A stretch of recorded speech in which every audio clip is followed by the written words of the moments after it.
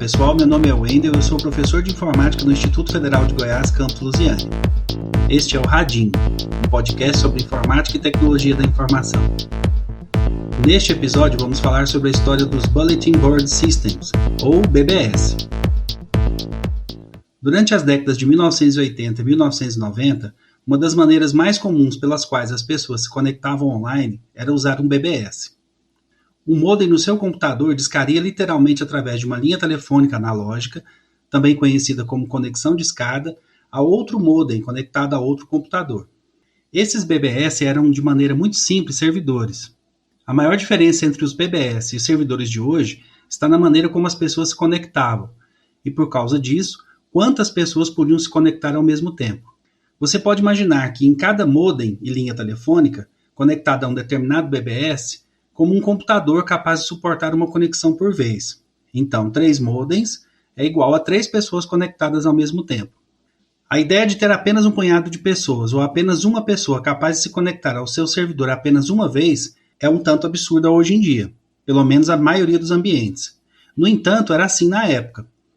E quando não havia modems disponíveis, você recebia um sinal de ocupado, um barulho que as crianças de hoje provavelmente nunca ouviram. Além disso, as velocidades eram muito limitadas por conexão. Se você possuía um modem de 14,4 kilobits, essa era a velocidade máxima em que os dados podiam ser transmitidos por essa conexão.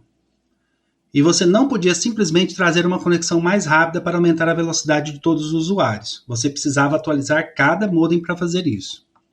E mesmo assim, a qualidade das linhas analógicas entre o servidor BBS e o cliente conectado desempenhava um papel enorme na velocidade real. Eu imagino que isso ainda seja verdade hoje, embora a maioria das pessoas não perceba tanto. A maioria dos BBS existentes funcionava em sistemas operacionais como o DOS, CP/M, Apple ProDOS e outros sistemas que não eram multitarefa. Isso significava que apenas uma instância do servidor BBS poderia estar em execução em um único computador por vez. Um usuário era igual a um computador conectado. Mas como ter um BBS executado, por exemplo, no MS-DOS, que permitia a conexão de 2 pessoas ao mesmo tempo? A resposta é: você precisaria de um segundo computador e esses 2 computadores precisariam estar em rede juntos, através de uma rede antiga chamada Token Ring, que servia para compartilhar arquivos. Dessa forma, para estes usuários discados, era como se estivessem no mesmo sistema e desta forma podiam interagir, conversar, trocar arquivos, etc. Os servidores BBS suportavam um e-mail que não era muito diferente do e-mail de hoje. A principal diferença é que a entrega instantânea do e-mail ocorria apenas no sistema BBS local.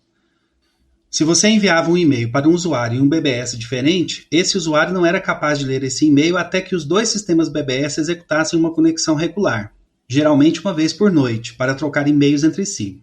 Cada conexão entre 2 servidores BBS era considerado um único salto. Frequentemente, para que o e-mail fosse entregue em um local físico muito distante, vários saltos desse tipo eram necessários. O e-mail seria entregue a um BBS na primeira noite e depois ao próximo BBS na próxima noite. Com esse sistema, que era incrivelmente popular nos anos 80 e parte dos anos 90, o e-mail não era instantâneo. Não era incomum que a entrega de e-mail levasse mais tempo do que um correio, e isso não é uma piada. Ainda assim, milhões de pessoas usaram esses serviços por e-mail. No auge, a rede mais popular de BBS, conhecida como FidoNet, consistia em mais de 39 mil sistemas de BBS em todo o mundo. O funcionamento interno desses sistemas também foi único, a maioria executada especialmente nos anos 80 em sistemas não multitarefa. Isso significa que o conceito de carga simultânea de usuário não era algo com o qual a maioria dos operadores de sistemas, chamados SysOps, como eram conhecidos os administradores desses sistemas, precisavam se preocupar. Um usuário de cada vez significava que a manipulação de carga de desempenho não era uma grande preocupação.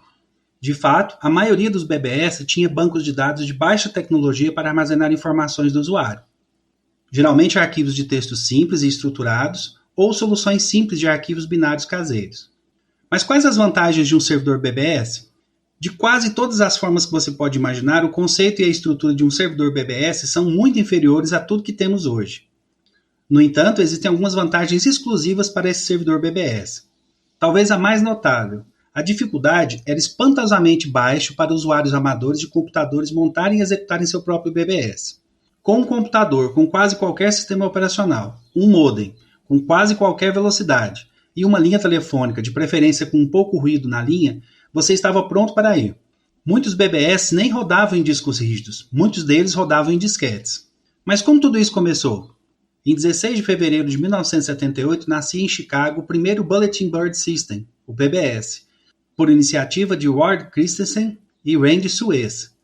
Mas só um ano depois, o sistema de troca de mensagens foi aberto para o público em geral, criando a primeira comunidade virtual de uso civil, já que a ARPANET era restrita ao uso de acadêmicos e militares que trabalhavam no setor de defesa. Os BBS dominaram o cenário das comunicações digitais na década de 80, não só nos Estados Unidos, como em outros países, incluindo o Brasil.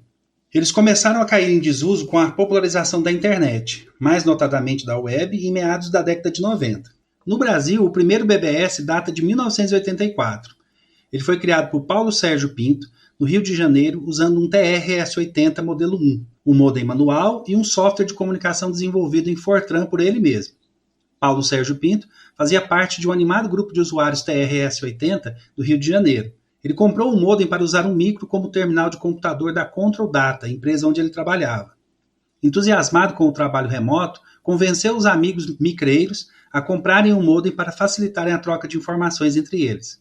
Como o modem do BBS de Paulo Sérgio era manual, o serviço funcionava apenas das 8 da noite até as 24 horas. Por isso não durou muito, apenas o suficiente para criar uma comunidade participativa e assídua, que foi absorvida meses depois pelo BBS Fórum 80, criado por Henrique Peckmann e Sylvain Rothenstein, e foi o primeiro a funcionar 24 horas por dia com o modem de resposta automática. Logo depois, Henrique Faulhaber montou o Correio Info, da revista Info, então uma revista da editora JB, braço da revista do Jornal do Brasil. O Correio Info funcionava somente com uma linha telefônica que vivia ocupada. Durou 2 anos e foi o pioneiro por trazer para o Brasil a rede FidoNet, que interligava os BBS do país ao resto do mundo. A FidoNet foi para muitos usuários de BBS a primeira porta de entrada para a BitNet e outras redes internacionais para a troca de e-mails. No final da década de 80 já era possível enviar mensagens para todos os continentes e quase todos os países, com mais de 9.000 BBS interligados, uma proeza para a época. Em setembro de 1989, um outro BBS carioca, o Hotline, depois chamado de Inside, conseguiu um número de estação temporário da FidoNet International BBS. Rapidamente, o sistema passou de uma rede local para uma rede regional. Não é exagero dizer que o Hotline inaugurou o acesso não acadêmico à FidoNet, trafegando dados pela Argentina. Cada BBS tinha uma vida e personalidade próprias, que refletiam a personalidade de seus SysOps, abreviação inglesa para System Operator, termo que designava os administradores e responsáveis pelos serviços. Alguns eram especialistas na oferta de programas para download, outros em grupos de interesse, assim como usamos hoje o Facebook e outra rede social. Em junho de 1987, o Brasil ostentava a impressionante marca de 2.000 usuários de BBS. Praticamente todas as famílias de microcomputadores da época, dos MSX aos PCs, suportavam os recursos necessários para acessar um dos 7 BBS em operação no país. Outro BBS importante para a história da internet no Brasil foi o Alternex, do eBase, comandado pelo sociólogo Herbert de Souza, o Betinho. O eBase iniciou conexões experimentais com BBS internacionais em 1984. Em 1987, começou a montar seu próprio BBS, ainda de uso restrito. No dia 18 de junho de 1989, graças ao apoio de entidades internacionais e da ONU, o eBase ativou o primeiro servidor Unix conectado à internet nos Estados Unidos pelo protocolo UCP e abriu o acesso a esse servidor para uso de entidades civis. Segundo Carlos Afonso, na época coordenador técnico do eBase, esse foi o nascimento da internet no Brasil. Em 1990, Alexander Mandic criou o BBS Mandic, que em 2 anos chegou a ter 400 usuários. Neste contexto, com as universidades ainda engateando no uso da Rede Nacional de Pesquisa e os BBS se tornando mania do Brasil, que 2 iniciativas independentes e paralelas, a RNP e a Alternex, se juntaram em um serviço comum para viabilizar as comunicações via internet, a ECO 92. Após a ECO 92, reportagens sobre a internet espalharam-se pelas páginas dos jornais brasileiros. Em 1995, influenciado por Betinho e por Tadao Takahashi, então coordenador da RNP, o ministro das Comunicações, Sérgio Mota, decidiu que o acesso à internet não seria um monopólio da Embratel. Os BBS foram chamados a ser os primeiros provedores de acesso comercial à internet. Deu certo. Rapidamente, os pioneiros começaram a assistir à proliferação de novos usuários, solicitações de registro e lançamento de serviços dos mais variados sabores. De lá para cá, a história é bem conhecida, e aos poucos os BBS deixaram de existir, deixando saudades. Muito bem, pessoal, chegamos ao final do nosso programa. Quero agradecer a todos vocês pela audiência, deixem seus comentários e sugestões de temas para os próximos episódios. Um abraço e até breve.